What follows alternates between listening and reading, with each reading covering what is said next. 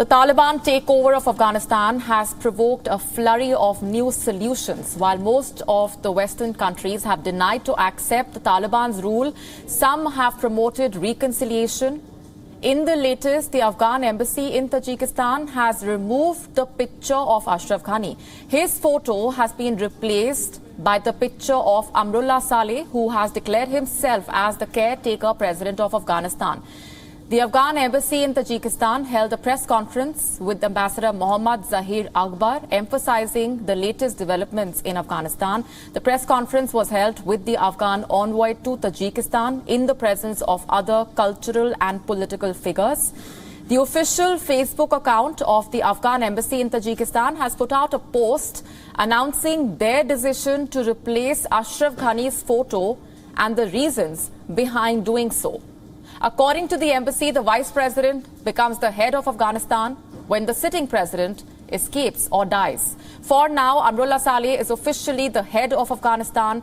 The Afghan embassy in Tajikistan has also demanded Interpol must arrest the former president, national security advisor and former chief advisor. The arrest has been demanded after Ashraf Ghani, Hamdullah Mohib and Fazil Mahmood were accused of theft of the treasury. The embassy has demanded that Ghani should hand the treasury over to an international tribunal to restore the people's wealth. The defense minister under Ghani's government, General Bismillah Mohammadi, also tweeted demanding the arrest of Ashraf Ghani. Ashraf Ghani fled the war-torn country as the Taliban took control of Kabul. He was reported to have landed in Oman after Tajikistan denied him entry. Ashraf Ghani's act of fleeing Afghanistan at the time of crisis drew flack from leaders across the world, and in the latest, he has been confirmed to be in the UAE. Ghani said that he left the country in a bid to avoid bloodshed. Meanwhile, the Taliban are now meeting with Afghan leaders. The political leaders of the Taliban have held talks with the former president of Afghanistan, Hamid Karzai, and the former chief executive officer, Abdullah Abdullah, in Kabul today.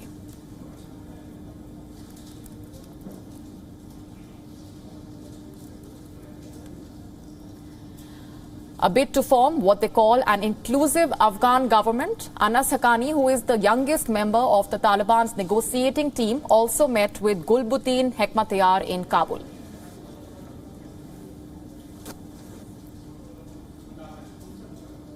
Over 48 hours have passed since the Taliban took control of Kabul. With American troops withdrawing, the Afghan people have little choice but to witness their country slip back into the hands of the Taliban. Assurances of peace, promises of human rights being guaranteed were made by the Taliban in a press conference. But what exactly is the situation on the ground? How are the Taliban treating the Afghan people?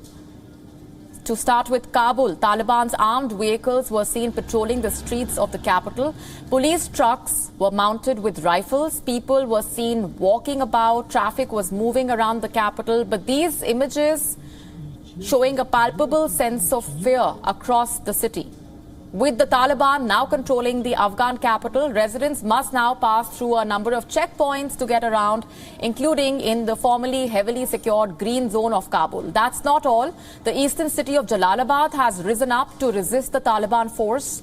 The city has drawn a violent response from the country's new rulers today. Dozens of people gathered to protest against the Taliban rule. People have unfurled the red, green and black national flag.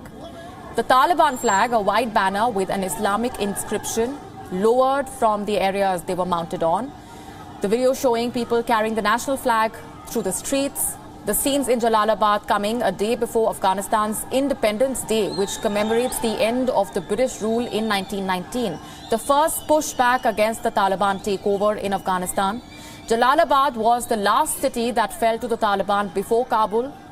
A little while after the protest took place, shots rang out, followed by machine gun fire. The procession stopped and people started raising slogans. The Taliban fired at the protesters in Jalalabad city and hit some video journalists. The video shows the Taliban firing into the air and hitting the protesters with sticks. As per reports, at least 3 people have been killed in Jalalabad. The pushback against the Taliban even reached the northeastern province of Panjshir, which is over 100 kilometers away from Kabul. Panjshir province is still free from the Taliban, even as they took over Kabul. In fact, it is the only province in Afghanistan free from the Taliban's rule, as per a non-profit organization covering Afghanistan. An Afghan politician and powerful guerrilla commander, Ahmad Shah Massoud, has urged the people of Afghanistan to join him to fight for the freedom of the country. Several other visuals from Panjshir have also been doing the rounds on social media. This video showing the Northern Alliance resistance forces in Panjshir province of Afghanistan. These forces are led by Ahmad Shah Massoud, the son of the legendary national hero of Afghanistan, for his role in fighting the Soviets. Throughout history, Afghanistan's Panjshir province has fearlessly banded together and resisted occupying forces, from the Soviets in the 1980s to the Taliban in the 1990s. And as per the latest reports, the Panjshiris are regrouping and arming themselves again, this time to fight against the Taliban, which has already taken over the country, both politically and on the ground. Our correspondent Anas Malik visited the province a little early on this month. He spoke to a number of armed fighters and volunteers training to fight the Taliban in the province. He also visited the headquarters of the former Northern Alliance, where Ahmad Shah Massoud used to live. Hundreds of volunteers had taken up arms to protect their homes, and these volunteers used to train at the bank of the Panjshir River. Our youngsters are training to fight. We are doing this so that our country can be defended, because our leader Ahmad Shah Massoud did the same for his country. All the youngsters are doing this because of their love and commitment to the soil. The river that flows right behind me is known as the river of Panjshir. Panjshir, the name literally translates into 5 lions. It is the home to Ahmad Shah Massoud, who is commonly known as the Lion of Panjshir. Panjshir has always resisted oppressive regimes, including that of the Taliban. The Taliban have only dreamt of taking over the entire territory. They've never even been able to take a single district. Panjshir is perhaps one of the most beautiful districts in the entire Afghanistan. Meanwhile, the Taliban's summer-long military campaign started on the sidelines of American troops' withdrawal at a time when the Western troops marched out of Afghanistan. The Taliban pressed on within the city's boundaries, forcing widespread surrenders and retreats by the Afghan government forces.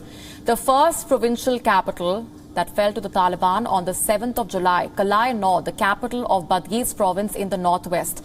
But the offense gathered pace in just a matter of 2 weeks. Cities, districts and capitals fell like a deck of cards. And throughout these vital 2 weeks, WION has been on the ground reporting from inside the then war-torn country. When our correspondent Anas Malik first reached Kabul, the Afghan capital witnessed violence. Life was going on as normal here, with busy streets, crowded markets and a distant fear. Go on with business as usual, despite the uncertainty that surrounds Kabul city. You never know when or where a rocket attack can take place. There was one earlier today in Kabul's PD5. Scores of provinces were captured by the Taliban. The red spots on the Afghan map were scattered. Taliban had stepped up their force, but Afghanistan security forces were relatively confident. They said that they will be able to hold the Taliban back and recapture all the territories that they have lost. आप बताएं कि moral आप लोग का कैसा है? हमने देखा है कि काफ़ी अटैक्स हो रहे हैं तालिबान सिटी की जानिब, तालिबान की जानिब से काबुल सिटी की जानिब. तो ओवरऑल आप लोग कितना प्रिपेयर्ड हैं उनको रिपल्स करने के लिए? इंशाल्लाह हमारा मोरल बहुत अच्छा है, क्योंकि ये तो 20 साल से चल रही है लड़ाई वगैरह. 20 साल से चल रही है. जब अमेरिका भी था तो यही लड़ाई था, जब वो लोग चले भी गए तो यही लड़ाई. इंशाल्लाह हमारा मोरल टाइट है, और जब डिफेंस मिनिस्ट्री से या इंटीरियर से हम लोगों को हिदायत मिलेगी तो इंशाल्लाह जो एरिया उन लोगों ने पकड़ा है हम वापस इंशाल्लाह पकड़ेंगे. कोई मुश्किल नहीं हम लोगों के लिए, क्योंकि हम लड़ने में तो जब पैदा हुए तो लड़ने में पैदा हुए, अभी भी लड़ाई है और इंशाल्लाह कोई प्रॉब्लम नहीं हम लोगों के लिए. Now these words ring hollow. This was the situation in Kabul just over 2 weeks back.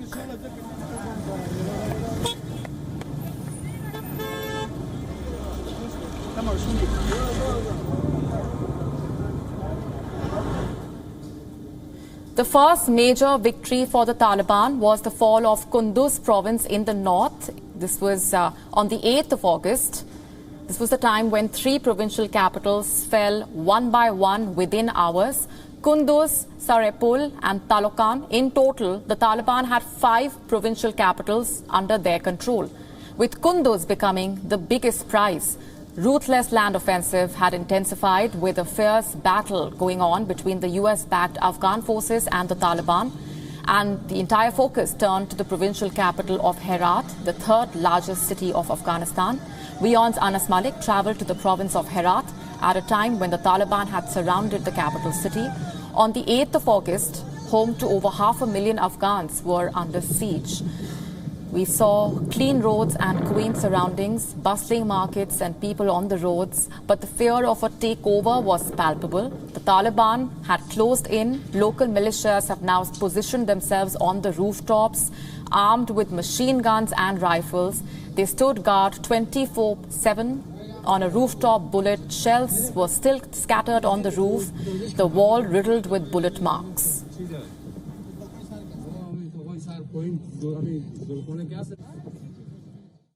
I'm standing in the Injil district of Herat. You can see this is the militia that has taken positions. There was a fierce battle that was ongoing. If my camera person can follow me, and I can show you as well, just 300 meters, hardly 300 meters beyond this area from where they've taken positions is Siayakuli, and this is where the Taliban are said to have taken their positions, and they are said to have been in control. The militia that is being led, or rather spearheaded by Ismail Khan, you can see they've taken positions and they've made holes in the walls. These are the bullet shells that have been fired yesterday. Some of the bullet shells that are here, they don't really have many supplies, but they say that they are ready to put up a fight. There's a light machine gun as well. Towards my left, there's a person from militia who's holding a light machine gun as well to my left. You can see they've taken positions in order to repulse any Taliban attack, those who happen to be just 300 meters from here. They sleep here, they eat here, they are here, and they're here. The people from militia, who are mostly locals, who comprise of those whose villages have been overrun by the Taliban, they say that they are ready to put up a fight to ensure that their land remains protected at all costs. The next major landmark victory for the Taliban was the Ghazni province, a significant city for its proximity to the capital city of Kabul. The Taliban even released a video to announce their capturing of the city, a video from Ghazni's police headquarters. After heavy clashes at the governor's house, this is what Afghanistan looked like just about 5 days ago. The Taliban had made rapid advances, capturing the airport and the military bases in Kunduz. Captured Faizabad, Taliban also had control over 2/3 of Afghanistan. Fighting had intensified for Mazar-e-Sharif. The government forces had secured the border. President Ashraf Ghani had flown to Mazar-e-Sharif, rallied old warlords who were previously sidelined. Our correspondent Anas Malik travelled through the city to get us this report from Mazar-e-Sharif. This is from the 12th of August. He visited a school where classes were going on, and classrooms were filled with children. Students felt safe inside the school and hoped to continue with their education. Later, our correspondent climbed onto a government military vehicle to capture the live battle from Mazar-e-Sharif. As you can hear, I'm standing on a military vehicle, an armored vehicle, and these are the areas behind me are those which are controlled by the Taliban. The military, there happens to be one of these, as you can hear the blast as well. There happens to be that these territories behind us are those of the Taliban. These are the undeclared or unmarked boundaries that are that of the Taliban. The roadblock that you see, that is marked, that is a territory that is marked, that is assumed of the Taliban. You can hear there is intermittent firing that is ongoing, and there is use of heavy weapon as well. The lightning speed of the Taliban's offensive shocked the entire world, raising questions about why Afghan forces crumbled despite years of US training and billions of dollars having been spent. Just 2 days before the ultimate takeover, the Afghan forces surrendered the key Bagram air base to the Taliban. The Taliban seized control of Bagram prison, located on the Bagram air base, and set free the inmates, who were mostly Taliban fighters. It used to be the largest American military base in the country. The sprawling air base was the centerpiece of the US military operations. For years, it was used to conduct tactical air operations across the country in support of American and Afghan troops. The Bagram prison was controlled by the US forces who were stationed in Afghanistan following the decision to withdraw American troops from the country. The control of the prison was passed on to the Afghan armed forces on the 1st of July. The air base was home to a prison housing 5,000 inmates. The prison at the former US base held both the Taliban and the Islamic State group fighters, lying about 40 kilometers to the north of Kabul. Our correspondent visited the airbase little early on this month. On the 5th of August, to be precise, Anas Malik visited the base after American troops had fled and Afghan troops were guarding it.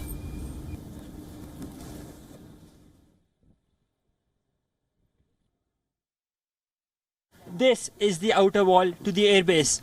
Beyond this, another 2.5 kilometers inside is where all the operations used to take place. On the outer wall, there is a market. The market that deals in scrap materials. The shop owners over here say and believe that the US exit has in a way benefited them, given that the influx of their scrap has increased. However, they also complain that the US has left their equipment not in a shape to be sold as it is. So therefore, they would have to work on it and get them in a proper shape before that scrap could hit the market.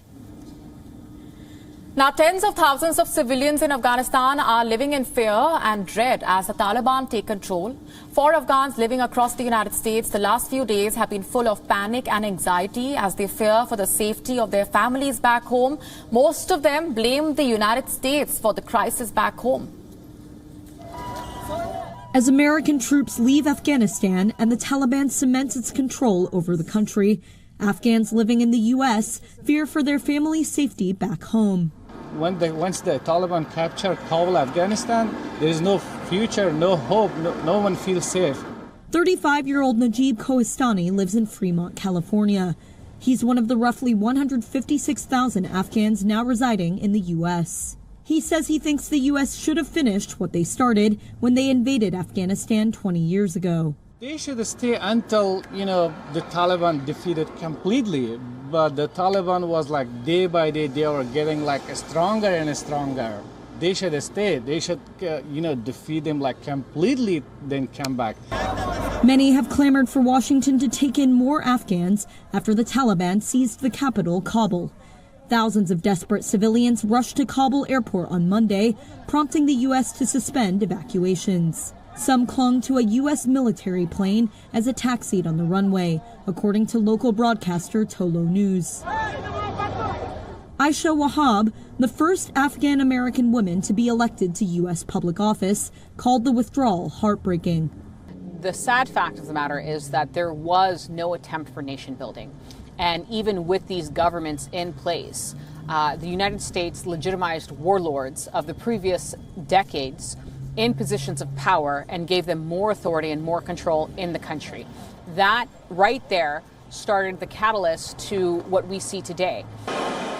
Facing criticism over the chaos, U.S. President Joe Biden on Monday defended the withdrawal of American troops, blaming the Taliban's takeover on Afghan leaders who fled the country and a U.S.-trained Afghan army unwilling to fight.